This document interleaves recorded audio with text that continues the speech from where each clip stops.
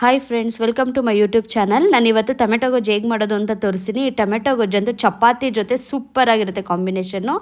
ಇದು ಅನ್ನದ ಜೊತೆಗೂ ತುಂಬ ಟೇಸ್ಟಿಯಾಗಿರುತ್ತೆ.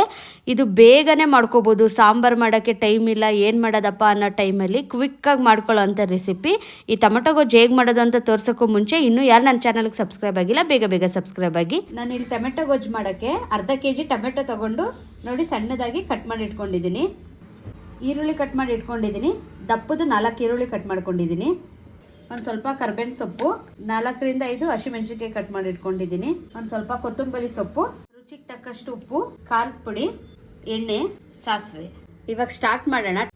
ಇವಾಗ ಒಂದು ಬಾಣಲಿ ಇಟ್ಕೊಂಡಿದ್ದೀನಿ. ಬಾಣಲಿ ಕಾದ್ಮೇಲೆ ಅದಕ್ಕೆ ಎಣ್ಣೆ ಹಾಕೋತಾ ಇದ್ದೀನಿ. ನಾನು ಇವಾಗ 4 ಸ್ಪೂನ್ ಎಣ್ಣೆ ಹಾಕೊಂಡಿದ್ದೀನಿ. ಇವಾಗ ಎಣ್ಣೆ ಕಾದಿದೆ. ನಾನು ಇಲ್ಲಿ ಸಾಸಿವೆ ಹಾಕೋತಾ ಇದ್ದೀನಿ. 1 ಸ್ಪೂನಷ್ಟು ಸಾಸಿವೆ ಚಟಪಟ ಅಂತ ಅಂದಮೇಲೆ ನಾನಿಲ್ಲಿ ಈರುಳ್ಳಿ ಹಾಕೋತಾ ಇದ್ದೀನಿ. ಈರುಳ್ಳಿ 1-2 ನಿಮಿಷ ಫ್ರೈ ಆಗಲಿ. ಈ ಟೊಮೆಟೊ ಗೊಜ್ಜಿಗೆ ಕಡಲೆಬೇಳೆ ಮತ್ತು ಉದ್ದಿನಬೇಳೆ ಎರಡೂ ಹಾಕೊಳ್ಳೋರು, ಬಟ್ ನಾನು ಹಾಕಲ್ಲ. ಅದು ಚೆನ್ನಾಗಿ ಟೊಮೆಟೊ ಗೊಜ್ಜೆಲ್ಲ ಹಾಗೆ ಸ್ವಲ್ಪ ಹೊತ್ತು ಆದಮೇಲೆ ಅದೆಲ್ಲ ಉಂಟೋಗ್ಬಿಡುತ್ತಲ್ವಾ, ಅದಕ್ಕೆ ಟೇಸ್ಟ್ ಚೆನ್ನಾಗಿರಲ್ಲ ಅಂತ ನಾನು ಹಾಕಲ್ಲ. ನಿಮಗೆ ಇಷ್ಟ ಇದ್ದರೆ ನೀವು ಅದನ್ನು ಆ್ಯಡ್ ಮಾಡ್ಕೋಬೋದು. ಇವಾಗ ಇದಕ್ಕೇನೆ ನಾನು ಕರ್ಬೇವಿನ ಸೊಪ್ಪು ಹಾಕ್ತಾಯಿದ್ದೀನಿ, ಹಸಿಮೆಣ್ಸಿನ್ಕಾಯಿ ಹಾಕ್ತಾಯಿದ್ದೀನಿ, ಮತ್ತು ಇದೆರಡನ್ನೂ ಚೆನ್ನಾಗಿ ಮಿಕ್ಸ್ ಮಾಡಿ 1-2 ನಿಮಿಷ ಫ್ರೈ ಆಗೋಕೆ ಬಿಡೋಣ.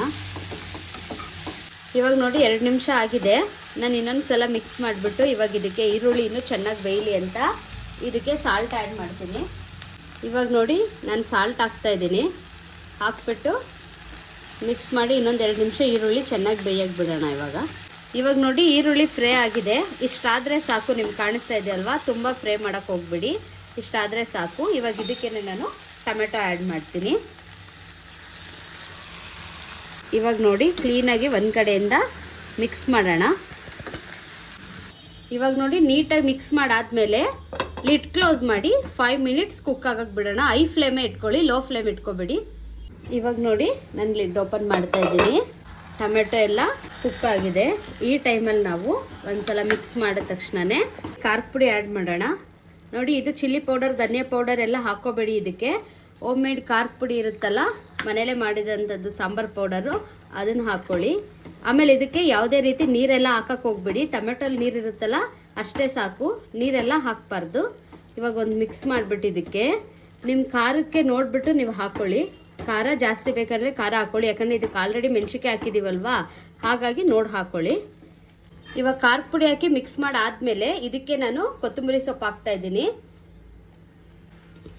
ಕೊತ್ತಂಬರಿ ಸೊಪ್ಪು ಹಾಕಿದ್ಮೇಲೆ ಇನ್ನೊಂದು ಸಲ ಮಿಕ್ಸ್ ಮಾಡಿಬಿಟ್ಟು ಹೈ ಫ್ಲೇಮ್ ಮಾಡಬೇಡಿ. ಇವಾಗ ಖಾರದ ಪುಡಿ ಹಾಕಿದ್ಮೇಲೆ ಎಲ್ಲ ತಳ ಹಿಡಿದ್ಬಿಡುತ್ತೆ. ಲೋ ಫ್ಲೇಮಲ್ಲೇನೆ ಲಿಡ್ ಕ್ಲೋಸ್ ಮಾಡಿ ಒಂದು 5 to 6 ಮಿನಿಟ್ಸ್ ಹಾಗೆ ಬಿಟ್ಬಿಡೋಣ ಇದನ್ನು. ಇವಾಗ ನೋಡಿ 5 ನಿಮಿಷ ಆಗಿದೆ. ನಾನು ಲಿಡ್ ಓಪನ್ ಮಾಡ್ತಾ ಇದ್ದೀನಿ. ನೋಡಿ ಎಣ್ಣೆ ಬಿಟ್ಕೊಂಡಿರೋದು ಕಾಣಿಸ್ತಾ ಇದೆ ಅಲ್ವಾ, ಈ ಟೈಮ್ಗೆ ನಮಗೆ ಪರ್ಫೆಕ್ಟಾಗಿ ಟೊಮೆಟೊ ಗೊಜ್ಜು ರೆಡಿ ಆಗಿದೆ ಅಂತ ಅರ್ಥ.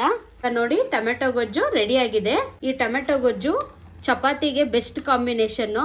ದೋಸೆ, ಚಪಾತಿ, ರೊಟ್ಟಿಗಳು, ರವೆ ರೊಟ್ಟಿ ಎಲ್ಲದಕ್ಕೂ ತುಂಬ ಚೆನ್ನಾಗಿರುತ್ತೆ, ಟೇಸ್ಟಿಯಾಗಿರುತ್ತೆ. ಮತ್ತು ಇದು ಅನ್ನದ ಜೊತೆಗೂ ತುಂಬ ಟೇಸ್ಟಿಯಾಗಿರುತ್ತೆ, ಚೆನ್ನಾಗಿರುತ್ತೆ ಅನ್ನದ ಜೊತೆ ಊಟ ಮಾಡೋಕ್ಕೂ. ನೋಡಿ, ಇವತ್ತಿನ ನನ್ನ ರೆಸಿಪಿ ನಿಮ್ಮೆಲ್ರಿಗೂ ಇಷ್ಟ ಆಗಿದ್ರೆ ಬೇಗ ಬೇಗ ಸಬ್ಸ್ಕ್ರೈಬ್ ಮಾಡಿ. ಆಲ್ರೆಡಿ ಸಬ್ಸ್ಕ್ರೈಬ್ ಮಾಡಿರೋರು ಬೆಲ್ಲೈಕನ್ ಕ್ಲಿಕ್ ಮಾಡೋದು ಮರಿಬೇಡಿ ಫ್ರೆಂಡ್ಸ್. ಈ ರೆಸಿಪಿ ನೀವು ಒಂದ್ಸಲ ಮನೇಲಿ ಟ್ರೈ ಮಾಡಿ, ನಿಮ್ಮೆಲ್ರಿಗೂ ತುಂಬ ಇಷ್ಟ ಆಗುತ್ತೆ ಅಂತ ನಾನು ಭಾವಿಸ್ತೀನಿ. Bye friends.